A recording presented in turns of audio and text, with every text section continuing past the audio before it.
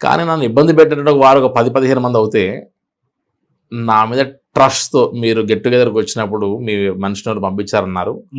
నిన్న మీరు చూపిస్తేగా నాకు అర్థం కాలేదది. ఆ గెట్ టుగెదర్‌లో ఉన్నటువంటి వారందరూ ఒక 80% ఒక 80-90 మంది నా మీద కంప్లెయింట్ చేసినటువంటి వారు.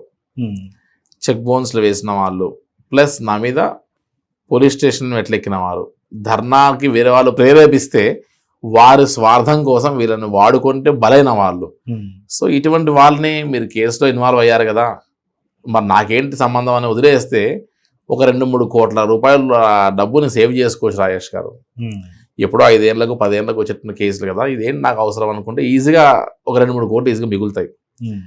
కానీ నాకు ఆ డబ్బు ఇచ్చిన సంతోషం కంటే నా హార్డ్ డేస్లో నా ఇంటికి వచ్చి కస్టమర్స్ కలుస్తుంటే ఇంకా కూడా ఇబ్బంది పెడుతున్నారా ఇంటికి వచ్చి అనుకుంటున్న తరుణంలో కొంతమంది కస్టమర్స్ ఇవంతా నార్మల్ ఇదండి, రేపు పొద్దున మళ్ళీ మీకు కైలాష్ ఓపెన్ అవుతాయి, మీకు అన్ని మంచి డేస్ మొదలవుతాయి, మేము డబ్బు కోసం రాలేదు, మీరు ఫస్ట్ కైలాష్ యాత్ర కోసం ప్లాన్ చేయండి, నెక్స్ట్ కైలాష్ యాత్ర ఓపెన్ ఎలా ఉంది సూచనలు, ఇవన్నీ కష్టాలు పోతాయి. ఇదంతా మీకు ఒక బిజినెస్ చేసేటప్పుడు అంత బ్లైండ్గా ఎవరిని ట్రస్ట్ చేయకూడదు అని చెప్పడానికి గల కారణం అయి ఉండొచ్చు. మీ మంచి కోసమే అనేటువంటి ఫీడ్ ఇచ్చేటప్పుడు, అరే మనం ఇన్ని 100 మందికి మనం ధైర్యం ఇచ్చాం, వారు ఆ 100 మంది నన్ను ఇంకా నమ్ముతున్నారు అని అంటే నా పైన నాకు ఇంకా నమ్మకం ఉంది వారికి ఇంకా అంటే, నాకు అది అంతకంటే ముందు తెలియలేదు. కానీ ఈ ఇన్సిడెంట్ అయిన తర్వాత నా నెగిటివ్ డేస్లో నన్ను నమ్మిన వారి యొక్క ఆ యొక్క వాయిస్ నాకు ఇప్పటికీ బాగా గుర్తొస్తుంది, ఎవరెవరు ఏం మాట్లాడుతారు అనేటువంటిది.